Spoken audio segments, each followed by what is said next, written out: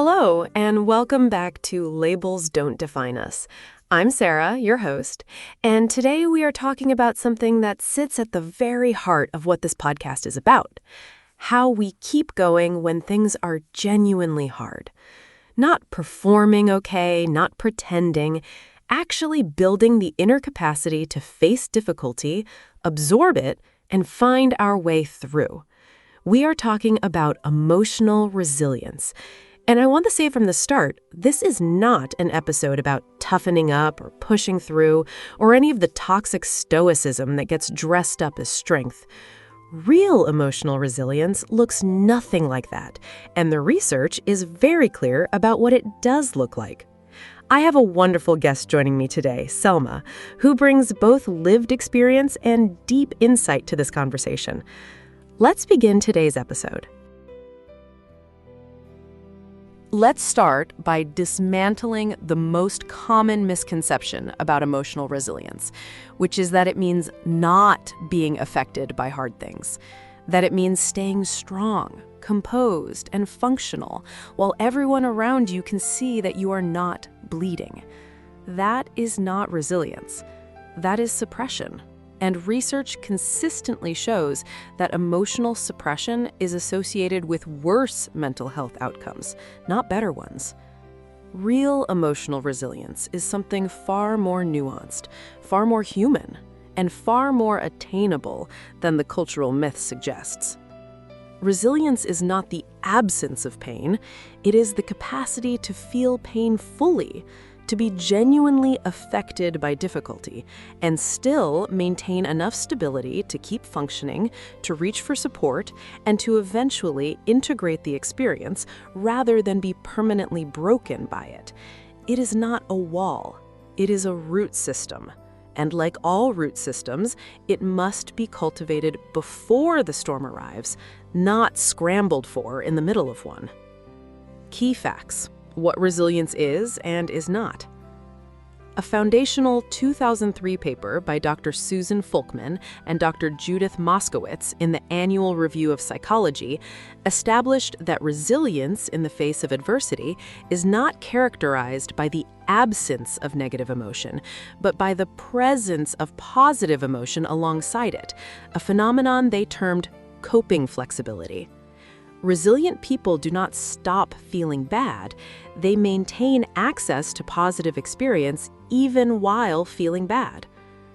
Research by Dr. James Gross at Stanford University on emotional suppression versus emotional regulation shows that people who habitually suppress emotions, pushing them down rather than processing them, report higher levels of anxiety, poorer social relationships, lower life satisfaction, and greater risk of cardiovascular disease than those who actively regulate emotions through acknowledgement and reappraisal. Dr. Lucy Hone, a resilience researcher at the Canterbury University who herself experienced profound personal tragedy, identifies 3 core strategies used by resilient people. They accept that suffering is part of life and resist the belief that hard things shouldn't happen to them. They selectively focus attention on what they still have rather than only on what they have lost. And they ask themselves regularly, is what I'm doing helping or harming me? A simple self-regulatory question with powerful effects on behavioral outcomes. Neuropsychologist Dr. Rick Hanson, author of Hardwiring Happiness, explains the asymmetry at the heart of building resilience. The brain's negativity bias means negative experiences are encoded in long-term memory within seconds, while positive experiences require deliberate, repeated attention of 12 to 20 seconds to move from short-term into long-term memory. Building resilience, therefore, requires intentional practice, not because positive experience is scarce, but because the brain is structurally wired to discount it. A root system built before the storm. A wall built during one is always too thin. And the research tells us precisely what those roots look like, which is exactly what we're going to explore. But first, let's understand what is actually happening inside us when we face something hard. One of the most compassionate things we can do for ourselves when we are struggling is to understand what is actually happening in the body and brain during hardship. Because so much of what we experience as personal failing or weakness is actually a precise, predictable, biological response to perceived threat. Understanding that does not solve anything immediately, but it removes the second layer of suffering, the shame about the suffering. Key facts: the biology of emotional hardship. When we face significant emotional difficulty, the body's hypothalamic pituitary adrenal axis activates, triggering the release of cortisol and adrenaline. This stress response evolved for short-term physical threats, but modern emotional hardship activates the same system for sustained periods, leading to chronic cortisol elevation, which impairs memory consolidation, weakens immune function, disrupts sleep, and narrows cognitive flexibility. Research by neuroscientist Dr. Matthew Lieberman at UCLA shows that when people are in emotional pain, the same neural regions activate as in physical pain, particularly the dorsal anterior cingulate cortex and anterior insula. Emotional pain is not metaphorical. It registers in the brain as a genuine pain signal, which is why it demands the same compassion and care we would give a physical wound. Dr. Bessel van der Kolk's extensive research on trauma and the nervous system, synthesized in his book The Body Keeps the Score, demonstrates that unprocessed emotional distress is stored somatically in the body, not merely cognitively. This means that emotional resilience cannot be built by thinking alone. The body must be included in the recovery process through movement, breath, somatic practices, or therapeutic touch. A 2018 study in the journal Psychoneuroendocrinology found that individuals with strong social support networks showed significantly lower cortisol reactivity to acute stressors, demonstrating that connection is not merely emotionally comforting, but biologically protective. Relationships literally buffer the body's stress response at a hormonal level. Emotional pain registers as real pain. The body stores what the mind has not processed, and relationships protect us at a hormonal level. This is the biology of hardship, and understanding it makes the tools we are about to discuss not feel like self-help platitudes, but like genuine interventions in a biological system. Now, let me bring in Selma, our guest in this episode. Selma has navigated her own seasons of genuine hardship and has spent considerable time reflecting on what emotional resilience means in practice, not as a concept, but as a daily, lived, imperfect reality. Selma, welcome to Labels Don't Define Us. Thank you so much, Sarah. I'm really glad to be here. And I have to say, the way you framed resilience as a root system rather than a wall just struck me deeply, because that is exactly how I have come to understand it through my own experience. I love that it landed that way. Tell me, when you think back to the times in your life when things were genuinely hard, what did resilience actually feel like from the inside? Not what it looked like from the outside. What was the internal experience? From the inside, resilience did not feel strong. I want to be honest about that. It felt like getting up the next morning, even when I didn't want to. It felt like making one phone call, when what I really wanted to do was disappear. It felt, a lot of the time, like barely holding it together, while the outside of me looked more functional than the inside was. And for a long time, I thought that gap meant I was failing, that real resilience would feel more resolved somehow, more together. But it doesn't. It just feels like one more step. And yet those steps accumulate into something. They become a track record of survival that the nervous system starts to recognize and draw on. Exactly. And the thing I didn't understand at the time was that every single one of those barely holding it together moments was doing something. It was building evidence that I was still here, evidence that I had survived the day before and the one before that. And at a certain point, slowly, not dramatically, the evidence outweighed the fear. It didn't happen all at once, but it did happen. What do you wish someone had told you earlier? Something you had to learn the hard way? That asking for help is not the opposite of resilience. I spent so long trying to manage everything alone because I thought needing other people was a sign that I was not strong enough. But the research is right, and I felt this in my body before I ever read a study about it. The people around me were not a crutch. They were part of my nervous system's recovery. When I finally let them in, something that had been white-knuckling for months just released, and I could breathe again.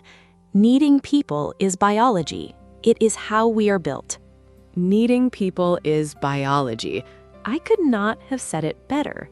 And that leads us directly into what I think of as the architecture of emotional resilience, the 4 pillars that the research consistently identifies as the foundations of the real thing.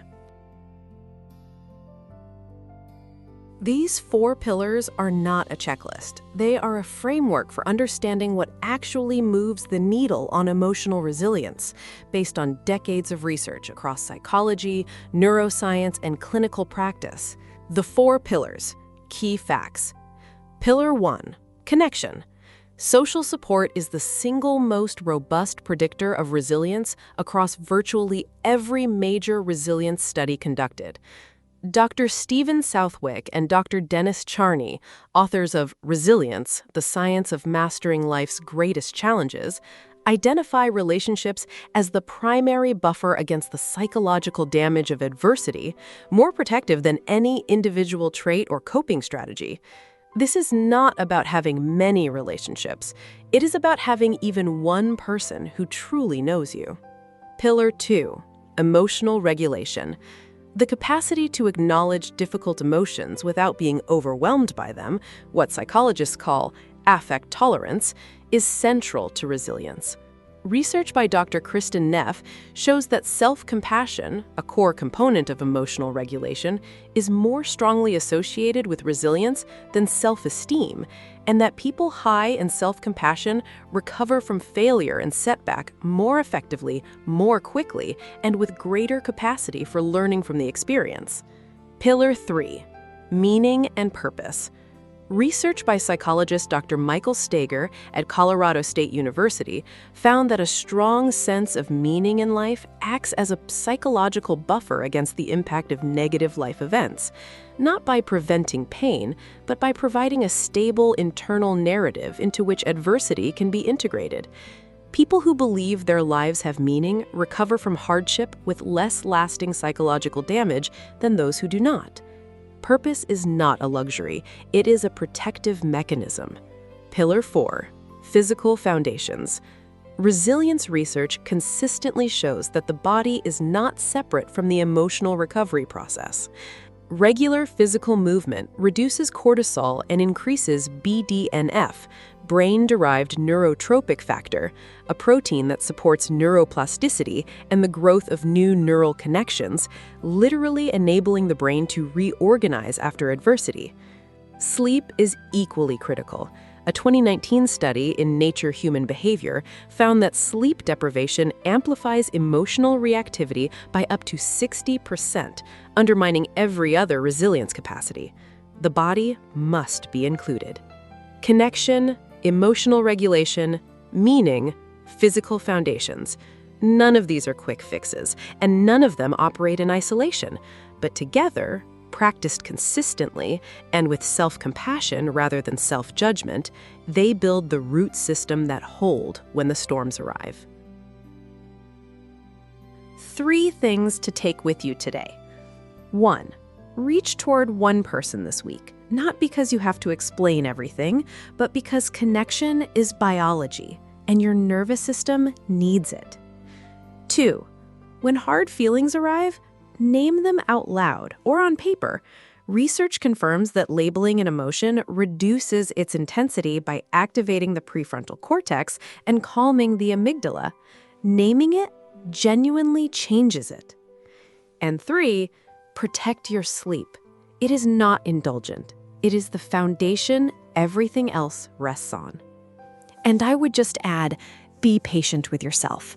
Resilience is not built in a moment of inspiration. It is built in the quiet accumulation of ordinary choices, made on ordinary days when nothing feels heroic. That is where the real work lives, and it counts every single time. Every single time. Selma, thank you so much. This conversation has been everything I hoped it would be. And to you, listening, emotional resilience is not a personality type you either have or you don't. It is a capacity that is built in connection, in honesty, in care for the body, and in the willingness to keep going even on the days when keeping going is the only thing you can manage. That willingness is not small. It is everything. Thank you for listening to the Labels Don't Define Us podcast. If today's episode gave you hope or insight, please follow the podcast and share it with someone who might need it too. Together, we can break the stigma and remind the world that we are so much more than labels. Until next time, take care of yourself and never forget you are not defined by a diagnosis. If you have a story to tell that you would like to share, please contact us and write in the comments below. Welcome back next Monday for a new episode.